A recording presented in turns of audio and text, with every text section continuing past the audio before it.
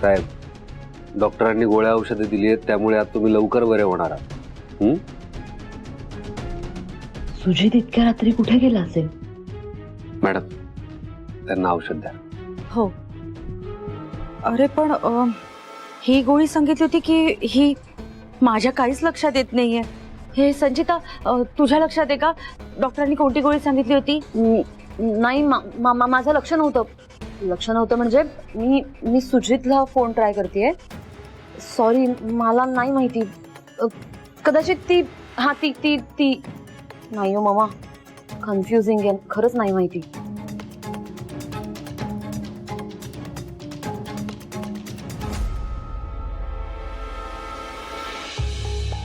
तुम्ही उठा. संचिता पाणी आण.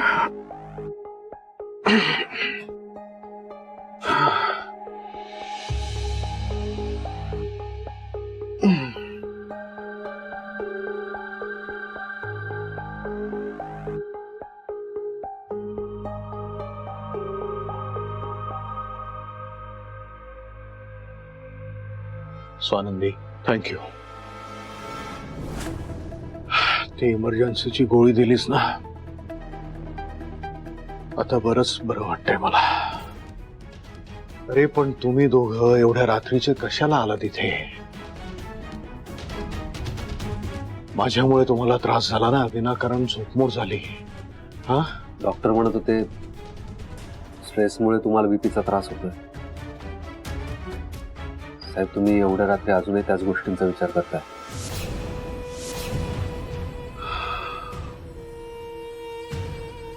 काय करू रे म्हणे, कितीही ठरवलं तरी सुद्धा तो विचार मनातून जात नाही ना. आपल्या घरातली सून दिरावर हात उचलते तेव्हा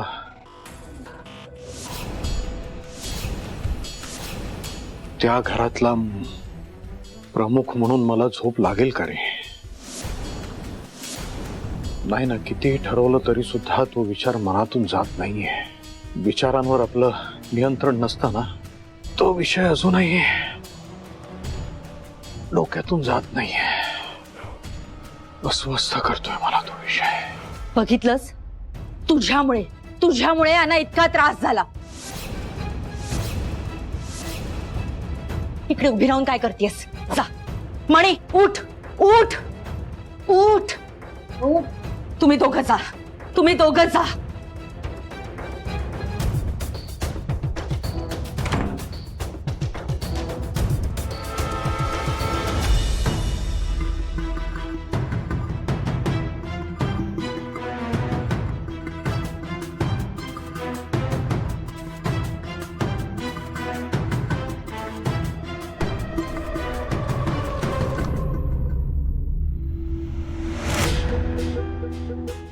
मनी सर, नका एवढी काळजी करू.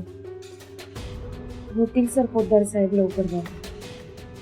मणी सर अहो ऐकताय ना माझं? काय एवढा स्ट्रेस घेताय तुम्ही? मी जे सांगतेय ते ऐका. काय ऐकू स्वानंदी? हेच ना की साहेबांची तब्येत बिघडली आणि तुम्ही स्ट्रेस घेऊ नका. आणि हे कोण बोलतंय?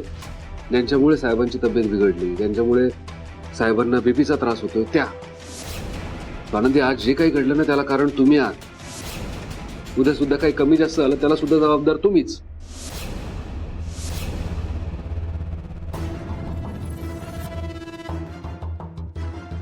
सुजितवर हात नको उचलायला होता.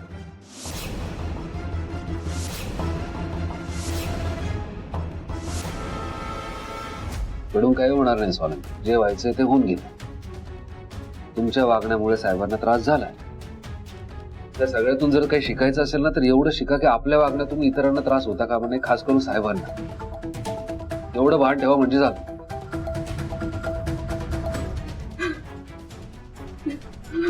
आनंदी रडू नका बघा.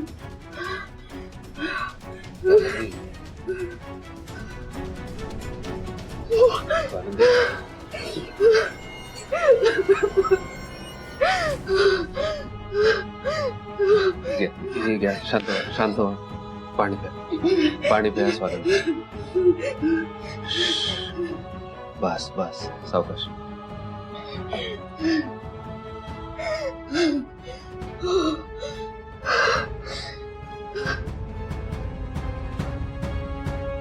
स्वानंदी, तुम्हाला माहिती ना मला साहेबांची किती काळजी वाटते. आज जे काही घडलं, तुम्ही सुजितवर हात उचलला त्यामुळे साहेबांनी स्ट्रेस घेतलाय. त्यांची तब्येत बिघडली, बरोबर आहे की नाही? आणि तुम्ही रडताय. स्वानंदी, मी तुम्हाला तेच म्हणतोय, रडून काही होणार नाही. आपली चूक सुधारावी बस. चुकीचं बोलतोय का मी? नाही वही सर, तुम्ही काहीच चुकीचं बोलत नाही आहात. आज जे घडलं त्यामुळे नक्कीच साहेबांना त्रास झाला असेल, पण तुम्ही हे जे सगळं बोललात ना, मला रडू येत आहे, कारण तुमच्या बोलण्यामुळे मला ते सगळं आठवतंय जे मी विसरायचा प्रयत्न करत होते. काय आठवतंय? आणि सर, मी सुजित सरांवर हात उचलला. नाही पटलं तुम्हाला, कुणालाच नाही पटलं. सर, पोद्दार साहेबांनाही त्याचा त्रास झाला, पण अहो, माझ्या अशा वागण्यामागं काहीतरी कारण असेल हा कोणी विचारच करत नाहीये. तुम्ही सुद्धा नाही. सुजित सरांनी मला स्पर्श केला त्यावेळेस मला ती रात्र आठवली, ज्या रात्रीत माझं सर्वस्व गेलं होतं. माझ्यावर अतिप्रसंग झाला होता. त्यांनी स्पर्श केल्यानंतर मला ते घाणेरडं फिलिंग आलं. किळस मला वाटलं, असं वाटलं परत कुणी नाही माझं. बस बस बस बस. सॉरी स्वानंदी, मला खरंच माहित नव्हतं त्यावेळी तुम्ही तशा का रिॲक्ट झाला. मला आत्ता कळतंय, आणि मी माझे तर्क लावून मी उगाच रागावलं तुमच्या. मला तुम्हाला दुखवण्याचा हेतू नव्हता. खरंच माझ्या बोलण्यामुळे तुम्हाला त्रास होतोय. आय एम सॉरी, खरंच सॉरी. मी मूर्ख आहे. मी बायकोच्या भावना समजून घेऊ शकलो नाही. सॉरी दी, खरंच सॉरी.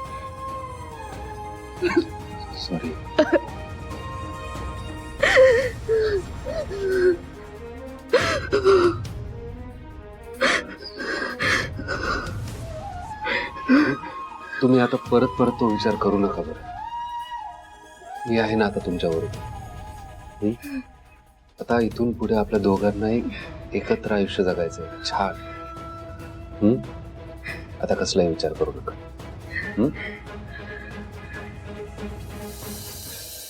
आता मस्त झोपा.